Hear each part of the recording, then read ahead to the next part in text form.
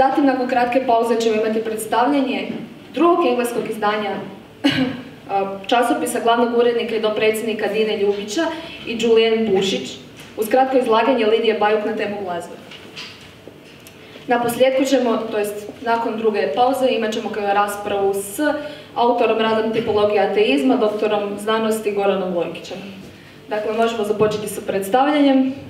Za početak će gospodin Goran Dejanović imati početnu riječ. Dakle, on je diplomirao na studiju kroatologije i povijesti na Hrvatskom studiju Sveučilišta u Zagrebu s temom hrvatske ranomoderne povijesti i hrvatske renesansne književnosti, čime se usmjerio na proučavanje hrvatske kulture u kontekstu europske kulture ranog novog vijeka. Od kolovoza 2018. godine je član uredništva časopisa Obnova, te je u posljednja 3 broja sudjelovao u izdavanju, te i prilikom sada ovog posljednjeg 12. broja. Živi s obiteljom u Petrinji. Nakon rada 2 godine srednjoškolskog obrazovanja, sada radi u sustavu visokoškolskog obrazovanja. Kao član uredništva daće kratak pregled novoga broja, ovog novog broja. Ja se ispričavam. Izvolite. Srdačan pozdrav još jednom svima okupljenima. Posebno na početku ja bih pozdravio svoje današnje sugovornike, a to su prije svega dakle, docent dr. znanosti Petar Tomen Mitrikeski sa Fakulteta filozofije i religijskih znanosti, ovdje je i glumac Robert Kurbaša, te glavni urednik Marko Paraček. Prije svega, vi koji pratite rad časopisa Obnove, uvidjeli ste da smo u ovom jesenskom razdoblju, praktički od mjeseca rujna, pa evo sve do prosinca, bili izrazito aktivni. Dakle, u rujnu smo imali promociju 11. broja, što smo dakle vrlo uspješno odradili, a 3 mjeseca kasnije, evo danas imate priliku prisustvovati promociji 12. broja.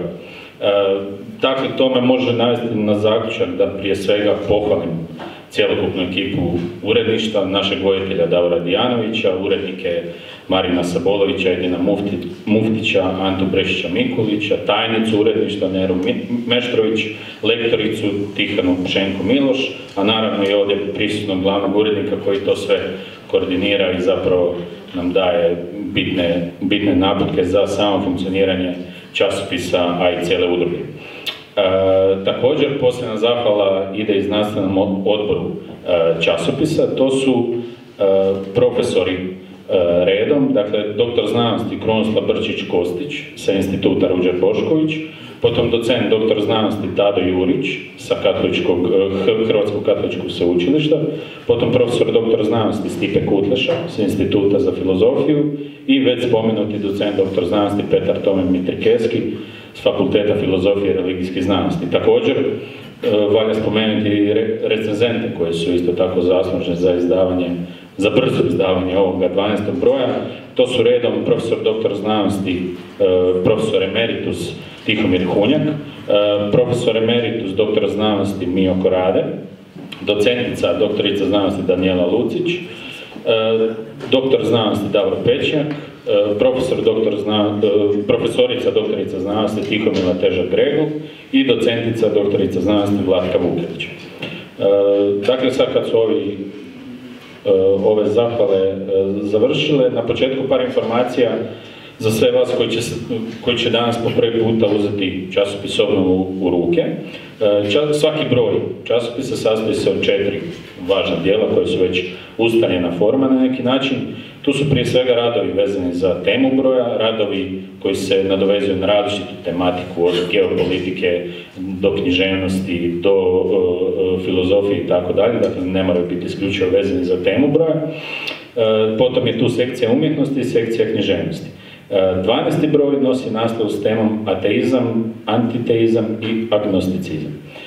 No, kako vam ja ne bi kvario užitak čitanja svih zanimljivih članaka iz časopisa, ja ću u ovom svom kratkom rezimeu dati osnovne crte pojedinih radova i razgovora sa hrvatskim i stranim intelektualcima i možda navesti neka pitanja koja ćete evo kasnije uz čašu soka, pive i tome slično moći razgovarati. Pa krenimo redom.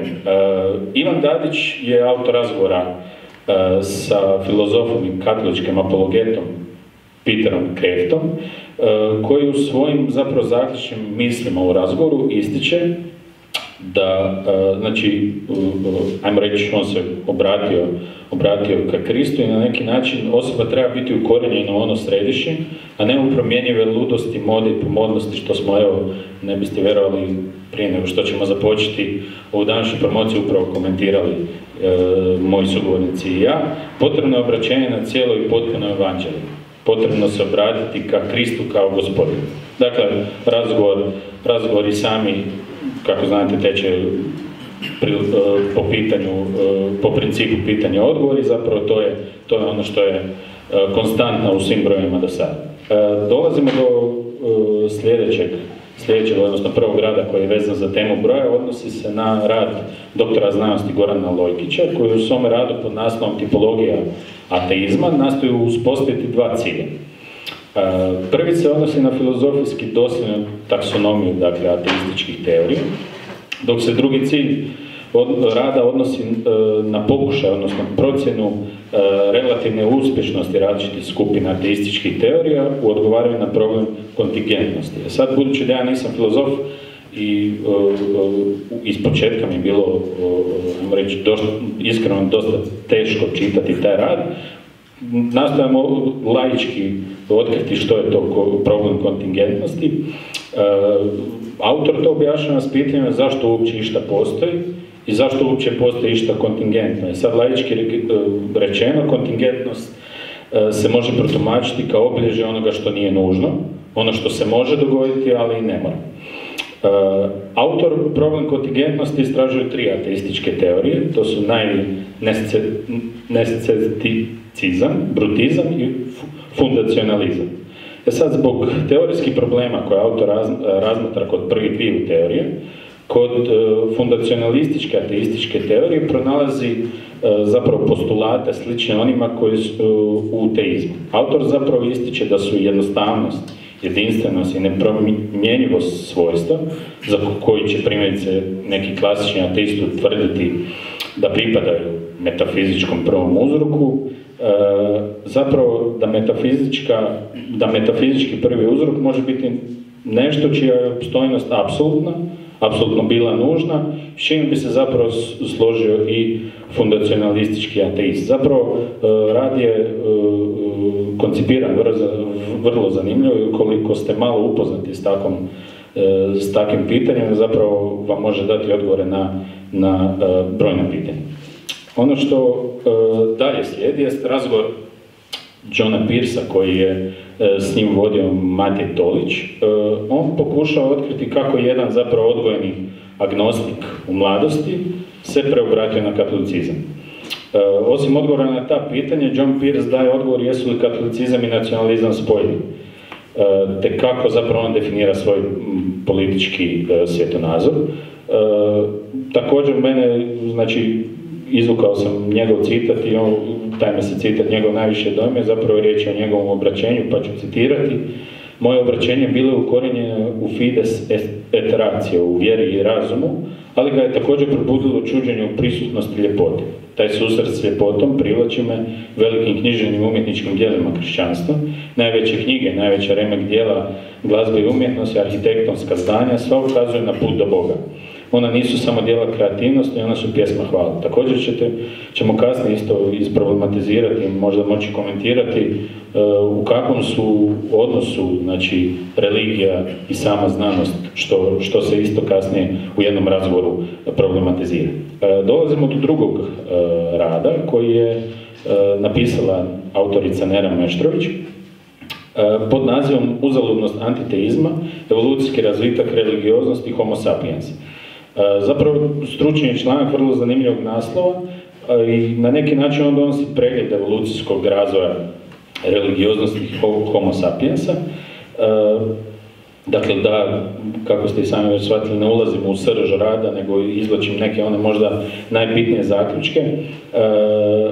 Ona zapravo vrlo precizno govori o opstanku religioznosti.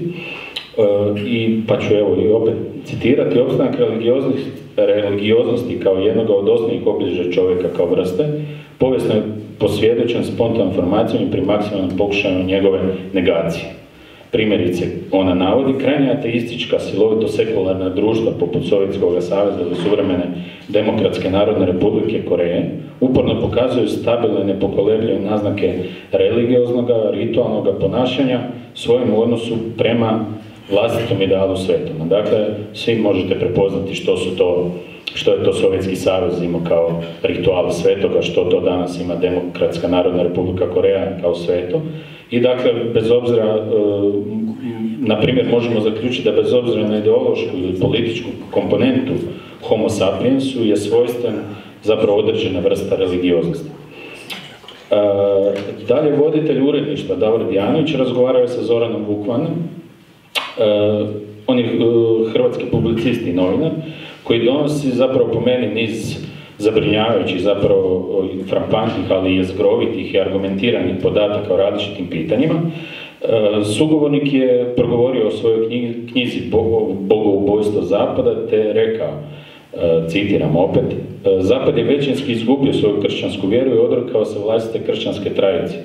To je najkobnija posljedica bogoubojstva, vidljiva čak i u današnjoj konfuznoj katoličkoj crkvi, u kojoj su vjernici izmučeni krajnjom fluidnošću katoličkog nauka i identiteta.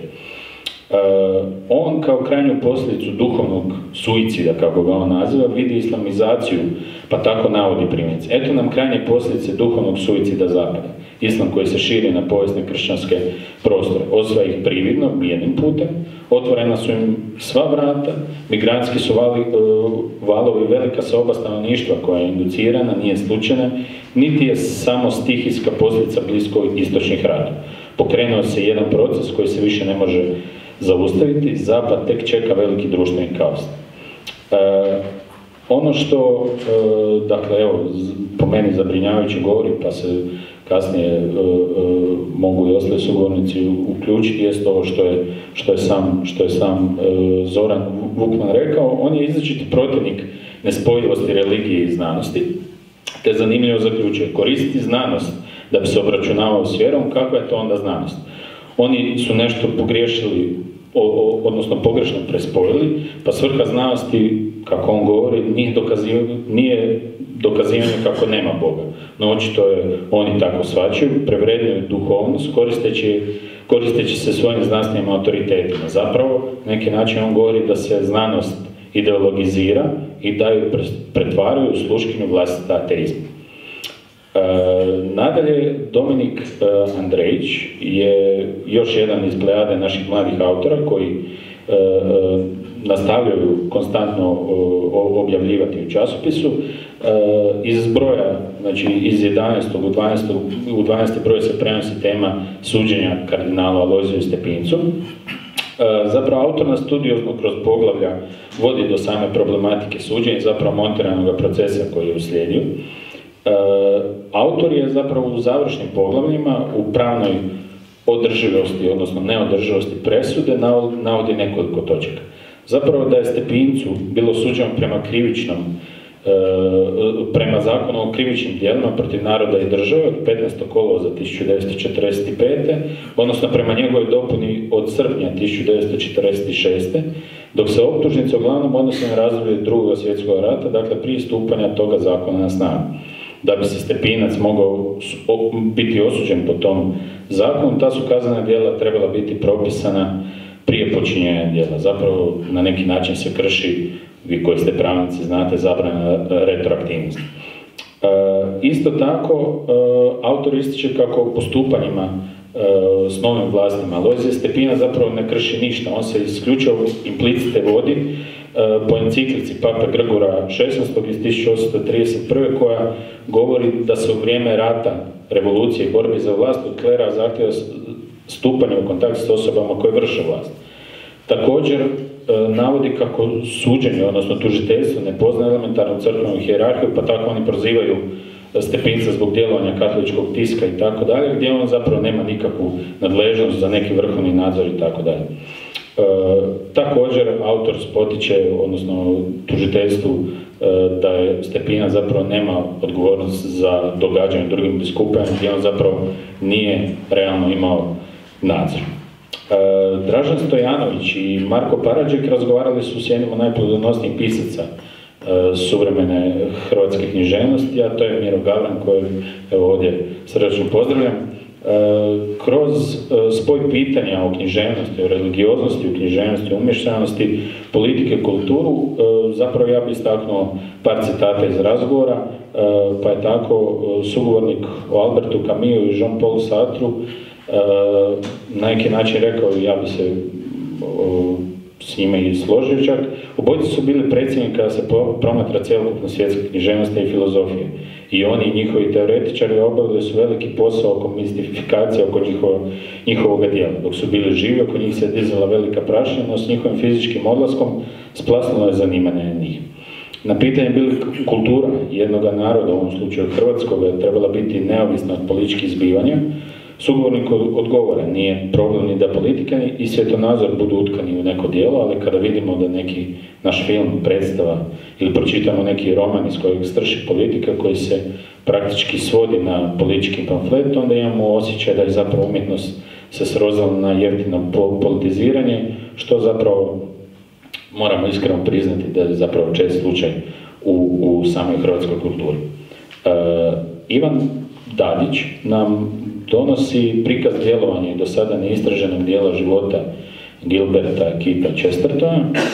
Koliko je zapravo Chesterton i danas aktualan i prepoznatljiv, govori nam autor u niz pogleda koji se zapravo dotiču njegove poezije, filozofije, njegove obraćenja i vjere, pa i kritike, eugenike, feminizma, zagovaranja distributizma i tako dalje. Chesterton možda najbolje opisuje citat kojeg navodi sam autor, kako opisati Chestertonov život, pa opet otvaram citat, nikad nije prilazio u kontroverziju svom velikom užitku kao sukobu, već gotovo kao uvijek vrednovanju koje je uključivalo i njegove protivnike. Dakle, evo, zanimljiva crtica iz njegova života, a dotaknut ću se kratko njegovo obraćenja prema katoličanstvu. Kao jedan od razloga napuštanja Anglikanske crkve, citat govori o dodvoravanju crkve svijetu i ostalim pomodnostima, odnosno kako bi primjerice današnja crkva, barem po meni, trebala izgledati. On kaže, mi ne želimo, kako novine kažu, crkvu koja će se kretati sa svijetom, mi želimo crkvu koja će pokrenuti svijet. Pa evo konkretno razloga da razmišljamo mijenja li se crkva danas zapravo u tom smjeru. Novi autor u časopisu Obnova je student Hrvatskog katoličkog sveučilišta Lovro Brlobuš, koji progovara o ariozofiji, zapravo rasnoj, okultnoj disciplini koja je nastala u Austriji krajem 19. i početkom 20. stoljeća i koja je u bitnim aspektima bliska nacističkoj ideologiji. Zapravo autor donosi 3 zanimljiva životopisa osoba koje su iznijele svoje teorije ariozofije, a kao takvi su postali jedni od najutjecajnijih ariozofa. Budući zapravo da većina nas voli pročitati nešto tako mistično i tajnovito, da je povezano sa nacionalnim socijalizmom, neću opet ponavljam ulaziti u samu srž rada, ali je zanimljiv primjerice autorov zaključak koje možemo povezati sa današnjim vremenom i zapravo sa cijelom temom broja, pa sam tu ja postavio jedno pitanje. On kaže da aktualna New Age kultura u sebi uključuje mnoga neonacistička, neopoganska društva koja se naslanjuju na ariozofiju. Sad pitanje koje se može postaviti, dakle, barem sam se ja to postavio, je li i na koji način New Age kultura pridonijela onome što Zoran Vukman navodi, a to je bogoubojstvo Zapada. Voditelj uredništva Davor Dijanović, dakle, s ovim radom Lovre Brlobuša mi zapravo završamo ovu sekciju tema broja i idemo zapravo na sekciju pod razno. Voditelj uredništva Davor Dijanović, autor je zapravo stručnog članka inicijativa Triju mora, korijeni, ideje i perspektive, u kojima on problematizira i razmatra položaj Republike Hrvatske u konceptu povezivanja država srednje i istočne Europe. Autor na temelju geopolitičke, političko-ekonomske situacije u pojedinim zemljama razmatra perspektivu udruživanja zemalja na osnovi Jadransko, Baltičko i Crno more. On zapravo sumira zaključke različitih samita inicijative, polemizira o kritikama koje je ta inicijativa doživjela i autor zaključuje zapravo položaj Hrvatske u toj inicijativi. U inicijativi Triju mora Republika Hrvatska nesumnjivo ima geopolitičke i geoekonomske interese. Navodi da je za sad najvažniji projekt koji se Hrvatskoj nudi, vjerujem da ste svi čuli za to, to je poznati LNG terminal na Krku koji bi Republiku Hrvatsku mogao pretvoriti u plinsko tranzitno središte. Sad se mi možemo i ne moramo naravno složiti s autorom. U okviru inicijative, autor govori, Hrvatska bi mogla obnoviti svoju lučku, željezničku i cestovnu infrastrukturu koju svi poznajemo kao ne baš adekvatno u uvjetima 21. stoljeća, a snažnim povezivanjem sa zemljama Srednje Europe mogla bi ojačiti i vanjsku političku i stratešku poziciju, koja će naravno opet, kako i sami vidite, zapravo ovisiti o šahovskoj igri, možemo je tako nazvati, velikih sila pri stjecanju međunarodne moći. On tu zapravo Hrvatsku stavlja na neki način između u taj sustav današnje tripolarnosti, ja bih rekao, između Sjedinjenih Američkih Država, Rusije, pa čak i Kine. Da nastavim dalje, da ne bi prekoračio svoje dopušteno vrijeme, da mi zapravo okupljamo autore različitog usmjerenja. U prilog tome govore iduća dva rada. Prvi je rad inženjera strojarstva Ive Mišura, koji u svome radu Katolički tradicionalisti u Hrvatskoj 2008. do 2018. uz teorijski dio donosi statističku i anketnu obradu podataka. U radu zapravo on problematizira inicijativu za obnovu tradicionalne mise na latinskom jeziku.